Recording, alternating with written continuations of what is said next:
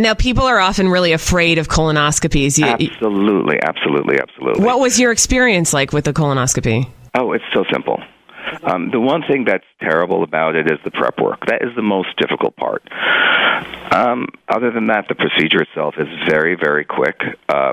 You don't even know it's over before it starts, and then you wake up and you go your way, and then your doctor gives immediate results.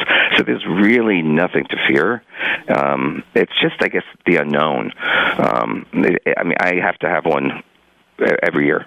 And I think 9 out of 10 times, people don't realize that that's what makes or breaks you, and it could save your life. Absolutely. And they're so afraid of just going through whatever process or procedure it is that gets you to that point of finding out what's wrong with you, that they don't even bother, and they completely blow it off.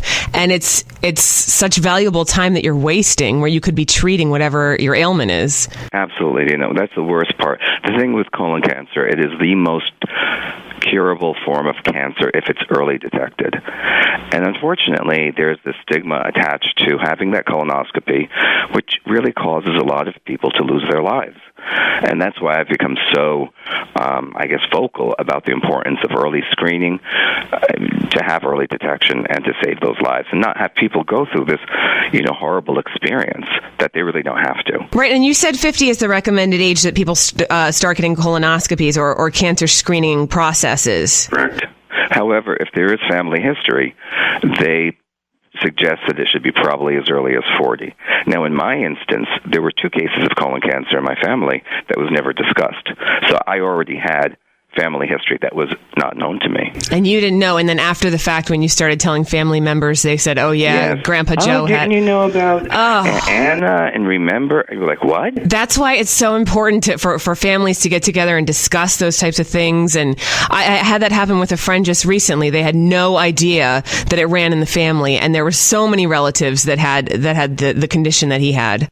It's really horrible. I'm so happy we have made so incredible high roads with ovarian cancer and breast cancer, but now it's time to embrace the other cancers, such as colon cancer, the ones that you don't talk about so much. You have to make it fashionable to talk about these things, so if there is family conversation, and you can get the tests that you need. That's true. Yeah. And now, what was your treatment like that you went through?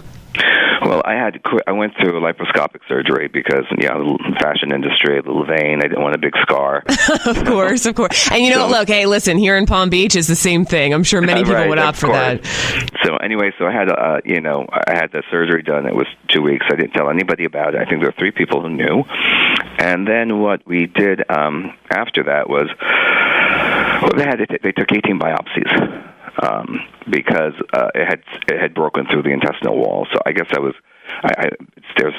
think it was a class 3, stage 3.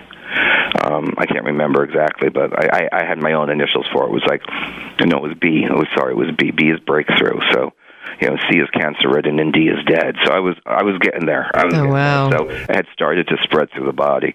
So they took 17 or 18 biopsies, had them all tested, and then you just had to wait the time to see if anything else happened. I was fortunate that I was spared any chemo. I did not have to go through that, but we did not know that for another year, and then it's still that you have this uncertainty. You don't know, and even still to this day, you still don't know. Now at 6 years, they say if you pass the 5-year mark, you should be clear of any of your cancer. But a very dear friend of mine was a 6-year survivor, and she just had to relapse. So it's just constant. You have to constantly monitor yourself in any kind of health situation like that. And it's an easy test, as I say. It's a very easy. The colonoscopy is a very simple thing to do. However, if you are afraid of it, Quidel has another one which is called Quick View, and you can do that at home. Because I think the problem is some people are really petrified of this exam, and there's really no reason to be so.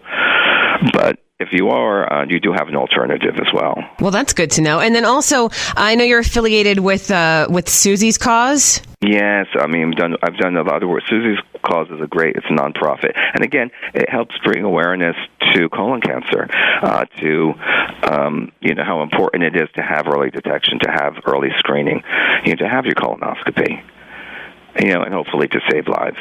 So, okay, Susie's cause. We got so much information out of you, Carmen.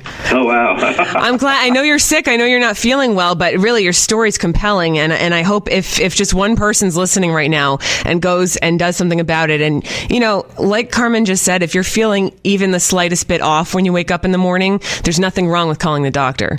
No, absolutely not. And it's really strange because it's the most easily form of cancer that's prevented, but it still remains the second leading cause of cancer-related deaths in the USA. Amazing. Yeah. Wow. Well, designer Carmen Marc Valvo, thank you so much for sharing your story with us, and I hope you feel better very soon. Well, thank you, Dina. Pleasure. I'm going shopping today. Do you recommend any particular? A Carmen Marc Valvo. Please. There we go. Okay. Thank you. Have a great one. Thank you so much. Thank you. Bye-bye now. It's been another South Florida Sunday. Thank you so much for tuning in, and I will catch up with you tomorrow morning on the Danny, Dina, and Chad show. 5:30 in the a.m. Stina Lang for 97.9 WRMF.